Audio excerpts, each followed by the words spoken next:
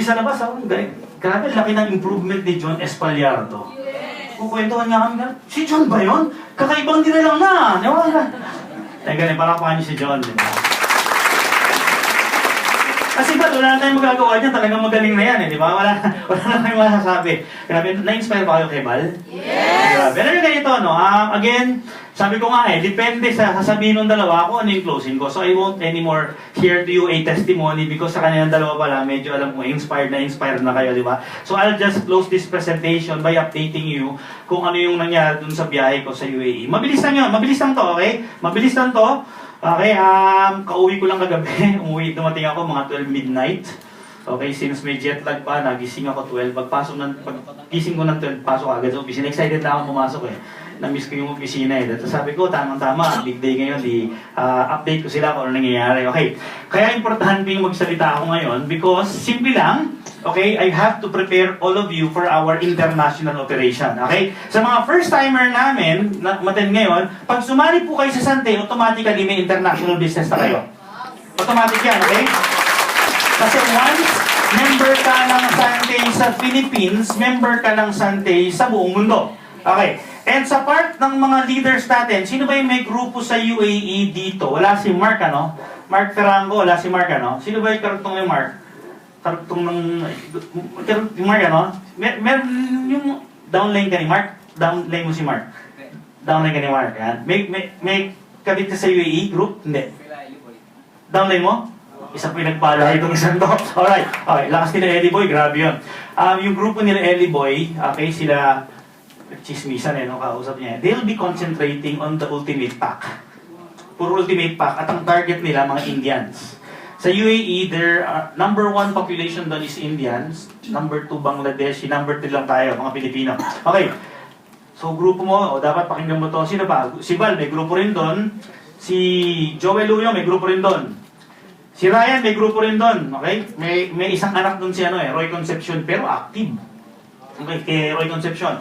And of course, kay June Atlas. Okay, now, kaya ko kailangang i-update kayo because anytime soon, as in tomorrow, ipapadala ko na yung registration card ro na international.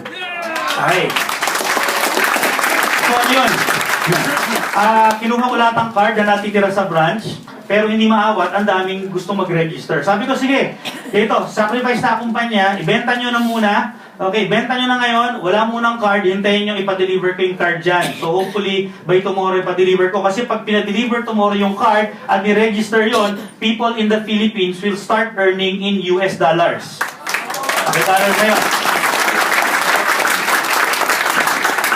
Nagkataon lang na yung kinumpit ko yung links doon, yung links sa UAE is 50% higher than the links in the Philippines. Okay. Sa UAE kasi, international, we will be paying $15 per link. $15. So, $15 times 45, that's 675. Tama ba? Tama, 675 at 45, Okay? Magkano bang link dati sa Philippines? Less tax. 450. So, nadagdagan ng 225. So, that's 50%. Sa Dubai, UAE, tax-free.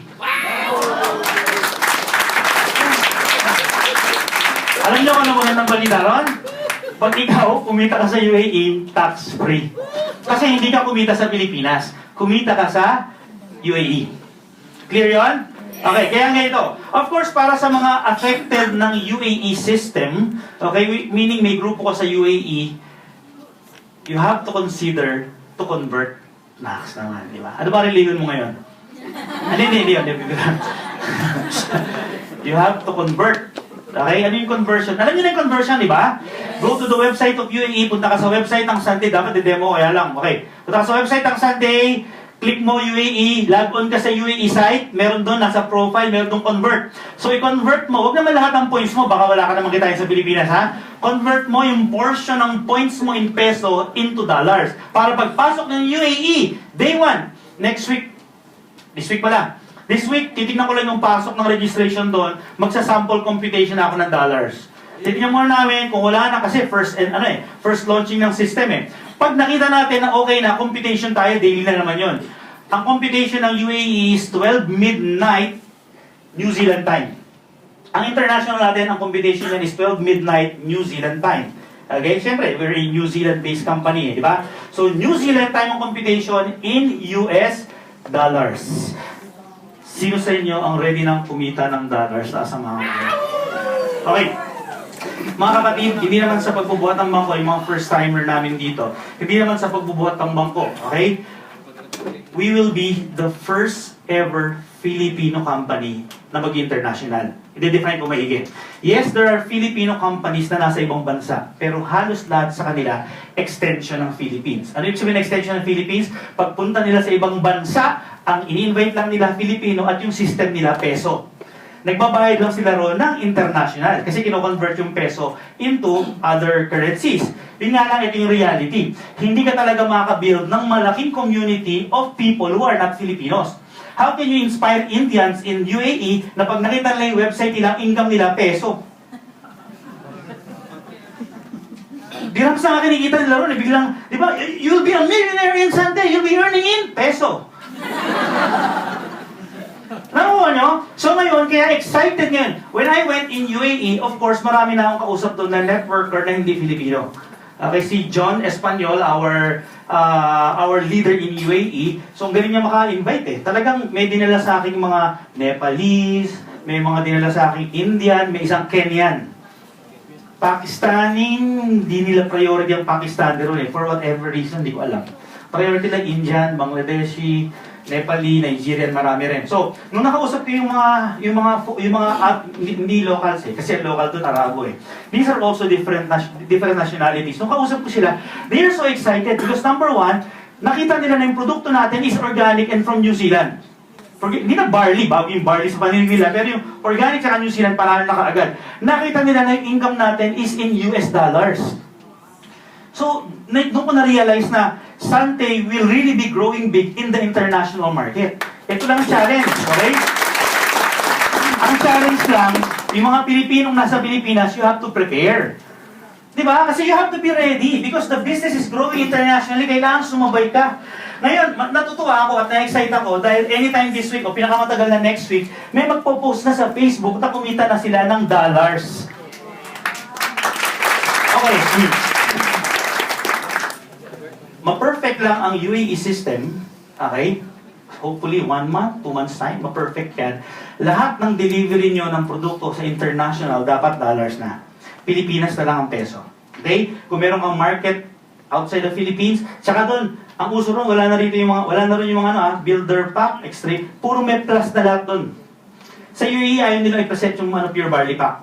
Ang simula sa UAE, builder pack plus, extreme pack plus, tsaka ultimate pack plus. Kasi ito yung mindset nila eh. How can you present a big business to a person kung maliit ang investment? Diba parang, this is a big business, makita investment, big business, bari-bari lang yan eh. So may isang grupo nga ron, two groups, yung group ni John, tsaka yung group ni Mark, ang focus nila ngayon is to build the Ultimate Pack Plus. Ultimate Pack Plus sila. That's only 10,000, less than 10,000 dirhams, roughly 120,000 pesos. Pero sabi nila, how can you present to Indians that this is a big opportunity if the investment is only barya-barya? Kaya ang promote na agad nila, Ultimate Pack Plus. Eh ang maganda sa UAE, mga kapatid, yung produkto natin, hotcake din. Para sa Pilipinas, yung produkto gumagalaw. No questions asked, effective yung produkto. So ngayon, kaya na-excite sila, medyo nag-die down for a time yung UAE market natin. Kasi nga, they are so excited with the international. And nilaunch natin ngayon, kaya sobrang excited nila kasi kitang-kita na nila, nakuha na natin yung other nationalities. Now, why am I presenting this to you? Alam ko naman maraming first-timer dito. Because I want you to prepare. Because if you will join Sante, you will be part of the pioneering, okay, pioneer kayo dito. Magiging part kayo ng pioneering team building the business internationally. And we're not talking about pesos anymore. We're now talking about US dollars. Now, ano effect sa inyo? Kumita ka ng US dollars doon. Meron kaming partnership dito with a bank. Okay, we'll be releasing an ATM card in US dollars. Pag kumita ka ng dollars, pwede mong ipasok doon and we'll find out because according to them, there are 2 ATM machines in the Philippines that you can withdraw your money in US dollars. Kung gusto mong dollars ang kunin, di ba? Ngayon, let's say, ayaw mo naman ng dollar, gusto mo peso, it's okay. Because we have a system to convert your dollar commission into your peso account. So, pwede mong kitain yung peso. But at least, ang excited kami rito, gusto na naming maramdaman na ang mga Pilipino ay kumikita ng dolyares na hindi kailangang umalis sa Pilipinas. Okay? Honestly, kahit ako nagulat nung tinignan ko yung computation. Like for example, tignan nyo to Naalala niyo yung 5x5 computation natin? Okay, sa mga first-timer, dito kasi bilang marketing plan Do you think, okay, you can invite 5 serious people instantly? Yes or no? Yes! Posible yan, di ba? And do you think you can help the 5 get another 5? Yes! Naalala niyo kinumpute? Kinumpute ba kanina yung 5x5? Hanggang 5th level, magkano yung kikitain mo? 79,000 pesos per month. Is that a decent part-time income? Sa UAE, ilalaunch natin doon yung auto-ship tsaka preferred customer. Na bawat, ayoko kayong guluhin muna ron. But listen to this. 79,000 ang 5x5 simulation sa Philippines. Less withholding tax. Tama, di ba? So less 7,900, so mga 70,000. Alam mo sa UAE kung magkano ang 5x5 na pure barley pack? Same product 100 mahigit 1,000 tax-free. Wow! So mas malaki ang point sa UAE. But it's okay. Kasi kahit nasa Pilipinas ka, may grupo ka sa UAE, sapul ka ron. Kasi seamless yung system natin. Diba? Ngayon, kung first timer ka, obviously wala ka pang grupo sa UAE, okay lang. Imposible kasi wala kang makausap na tao na walang kakilala o kamag-anak sa UAE. Ang dami-dami kayang Pilipino in the UAE, there are more than 700,000 legal employees or OFW. Kasi maraming hindi legal Maraming turista. My point is, mga kapatid, the reason why I would like to talk to you, because I'm so excited, because naramdaman ko na grabe. Kung sa Pilipinas, tinanggap yung produkto natin, lumaki tayo dito, mukhang, honestly okay? Ito yung malaking pagkakaiba. Ito yung na-realize ko kaya you have to consider UAE. Lamang na lamang ang UAE sa atin. Alam niyo kung bakit? Sa UAE, merong 190 different nationalities. So, ibig sabihin yung mga Pilipino ron has the potential of building hub sila for the international market. Isipin mo yung mga Indian doon, ano na iniisip? Paano dadalhin yung business sa India? Yung mga nakausap kong Nepalese, ano iniisip? Paano dadalhin yung business sa Nepal? Di ba napag-usapan namin tungkol sa earthquake? Initingnan ko, negative to or positive? Positive, bakit sabi niya, mas kailangan ng mga tao sa Nepal ngayon ng negosyo? Oo nga may point siya. 190 different nationalities. Now mga kapatid, listen to this. UAE is just our starting point. The goal of the company 5 years from now is to be open in less than mga 5, 10, 15, 20 countries. Once na nagawa ng Santeon, ang tanong ko lang is, anong country ka kikita balang araw? More than the Philippines. The market is so huge. We're now talking about millions, not only in pesos, but in US dollars. Yung pinakita sa inyo, at sa totoo lang, yung pure barley pack, builder pack, yung ilalabas yung pera doon, hindi investment yan mga kapatid because nakuha mo yung produkto Gamitin mo, ibenta mo yung produkto, balik pera mo. Pero pinag-uusapan natin dito, what can happen to you 5 to 10 years from now? Now, let me close with this, okay? Sino sa inyo ang may pangarap sa buhay? Taas ang mga kamay. Yes! Ilang taon ang pangarap yan? Sa mga first-timers namin, may pangarap ba kayo? Gano'ng katagal na yung pangarap na yan? Alam niyo kung ano yung challenge? Ang challenge is so simple. 5 to 10 years ago, either wala kang ginawa o lahat ng ginagawa mo mali. Kaya ngayon, ganito yung buhay natin. Hindi pa nakukuha yung pangarap. Ngayon, ano yung key? Ang key rito is this. Gusto niyo ba 5 to 10 years from now, kakaiba na ang buhay? May nakuha ng pangarap? Yes! Kung gusto niyo 5 to 10 years from now, kakaiba yung buhay, simple lang, dapat may gawin kang tama ngayon. Kasi yung gagawin mo ngayon, ang reflection niyan, hindi naman next week or next month Magtatanim pa lang tayo ngayon. Ang effect ng gagawin nyo ngayon will be 5 to 10 years from now. Sino sa inyo gusto nyo 5 years from now, hindi na problema ang pera? Taas ang mga kamay. Yung tipong, pag merong gustong bilhin, may pambili. Pag may nangutang, may pambigay. Ayaw mong pautangin, bigay ko na lang sa'yo yan. Naglabas ng bagong model ng kotse, punta sa kasa, down payment. Nabentahan ka ng pre-selling ng isang condominium or property, may pang-down. Gusto ba dumating yung time na gano'n? Yes. Yung tipong pag napagod ka, makapag-breakfast ka sa Hong Kong sa weekend, tapos uwi kinabukasan, overnight lang. Ngayon, pag kinikwento ko lagi yung issue ng Hong Kong ngayon, overnight lang, natatawa tayo kasi sa isip natin ngayon, ay maluho, imposible. Pero mga kapatid, look at this. If you're earning millions of pesos per month, issue ba yun? Magkano lang Hong Kong? 20 mil lang di ba? Ngayon, ba't ko sinashare sa inyo to? Kasi ako personally, I can see something happening. Okay? In our distributors 5 to 10 years from now. Yes, don't get me wrong, there are challenges. Kaya lang yung mga challenge, sa totoo lang, sobrang daming challenges ngayon. Okay, like sa akin personally, challenges meaning, ang dami namin pinaprepare, di ba? Pero international, habang tinatrabaho mo UAE, nangungulit yung Africa, nangungulit yung Australia, nangungulit yung Hong Kong, nadadali sa China, yung mga ganong challenges. So, those are happy problems, di ba? But you have to stay focused, and di ba, like Philippines, the Philippines is a growing market. Yes, there are lots of network marketing companies popping up every week. Hindi mawawala yan, hindi matitigil yan. Pero Sante needs to focus because we know our direction. We know that yung tinatanim natin ngayon na 5, 10, 15, 20, even 50 years from now, pag nagbunga to, hindi mo kayang kontrolin. Let me just end with 4 simple questions. Okay lang ba? Okay, kasi alam ko namang balang araw mga kapatid, lahat naman kayo makukuha yung pangarap nyo eh. Okay, hopefully nga lang pag nakuha nyo yan, may ample time ka pa para ma-enjoy yan. Okay, kasi ako sa akin, simple lang. When I joined this business, may 4 na tinanong sa akin, yung sponsor ko. Nung tinanong niya sa akin yun, nag-resign ako. Kasi alam niya namang may pangarap ako. Di ba kayo may pangarap kayo? Yes! At alam ko naman, first timer namin ngayon dito, meron kang pinagkakitaan yun. Either may maliit kang negosyo, empleyado ka, di ba? Ngayon, itong 4 na tanong na to, tinanong sa akin. Nung tinanong sa akin, afterwards, nag-resign ako sa trabaho. Huwag niyo naman gagawin, ha? Kung nagtatrabaho ko ngayon, don't resign. Clear? Bukas na yun. Okay lang talaga. Bukas na, gabi na raw ngayon. Hindi. 4 na tanong. Sabi niya kayo sa akin, Joey, yung bang trabaho ang ginagawa mo, 5 years, tatanong sa iyo ngayon, ha? Yung bang trabaho ang ginagawa mo ngayon, 5 years from now, yan pa rin ang gusto mong ginagawa?